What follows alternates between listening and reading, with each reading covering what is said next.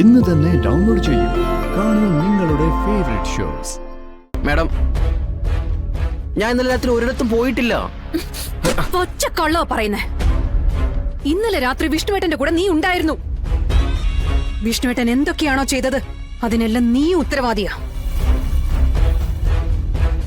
ഇനി അഥവാ അരുതാത്ത എന്തെങ്കിലും ചെയ്തിട്ടുണ്ടെങ്കിൽ നീ കൂട്ടുപ്രതിയാ. ദേ, സത്യം പറഞ്ഞ നമുക്കിതെല്ലാം ഒഴിവാക്കിയെടുക്കാം. ഇല്ലെങ്കിൽ ആശാനും ശിഷ്യനും അകത്ത് പോയി കിടക്കേണ്ടി വരും. ഒന്ന് ദയവ് ചെയ്തൊന്ന് പറ, ഇന്നലെ രാത്രി നിങ്ങൾ എവിടെയാ പോയത്? എന്തൊക്കെ ചെയ്തു? ആ ജീപ്പ് എങ്ങനെയാ കാണാതായത്? അതിന് വിഷ്ണുവേട്ടൻ പറയുന്ന ഒരു കാര്യവും എനിക്ക് വിശ്വാസയോഗ്യമായിട്ടില്ല.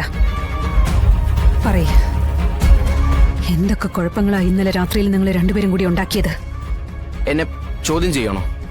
അതെ, എന്നോട് സത്യം പറഞ്ഞില്ലെങ്കിൽ പിന്നെ നിന്നെ ചോദ്യം ചെയ്യുന്നത് പോലീസ് ആയിരിക്കും. അവരവരുടെ കൈക്രിയകളൊക്കെ ചെയ്തോണ്ടായിരിക്കും ഇതൊക്കെ ചെയ്യാം. ഞാൻ തടയില്ല. നീ നിലവിളിച്ചു പോവും.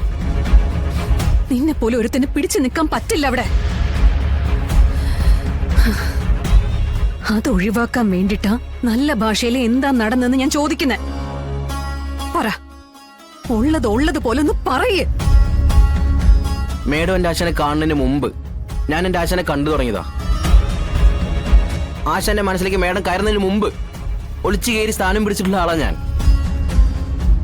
ആ എന്റെ വായിൽ നിന്നും ആശാനെതിരായിട്ടുള്ള ഒരു കാര്യം ഉണ്ടാവുമെന്ന് പറഞ്ഞാ അത് ഞാൻ മരിക്കുന്നതിന് തുല്യമല്ലേ മേഡം?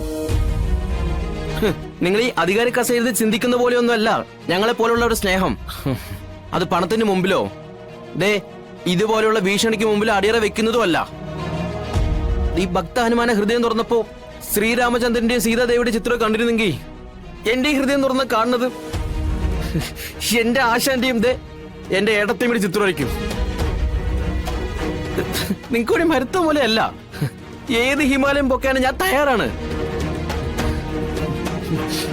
അതെ, നടക്കില്ലെന്ന് അറിയാമെങ്കിലും എന്റെ മനസ്സിന് ബോധ്യപ്പെടുത്താൻ വേണ്ടിയെങ്കിലും ഞാൻ ശ്രമിക്കെങ്കിലും ചെയ്യും.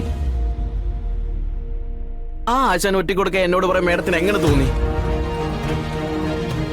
ഇനിയിപ്പോ ആശാന് വേണ്ടി എന്തെങ്കിലും ഒളിപ്പിക്കണമെങ്കിൽ തന്നെ ദേ ഈ ചങ്കിനകത്ത് അത് ഭദ്രമായിരിക്കും. കുത്തിപ്പൊളിച്ചെടുക്കാൻ നോക്കിയാ എന്റെ രക്തം കൊണ്ട് ഞാനത് മായ്ക്കുകയും ചെയ്യും.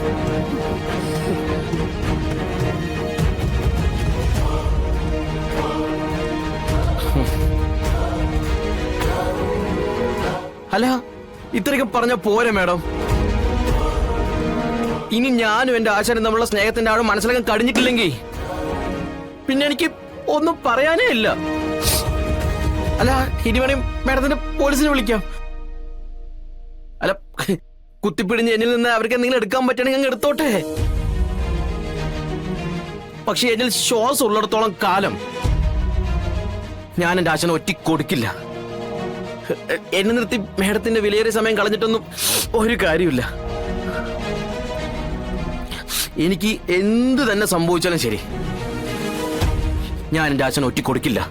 അത് ഉറപ്പാണ്.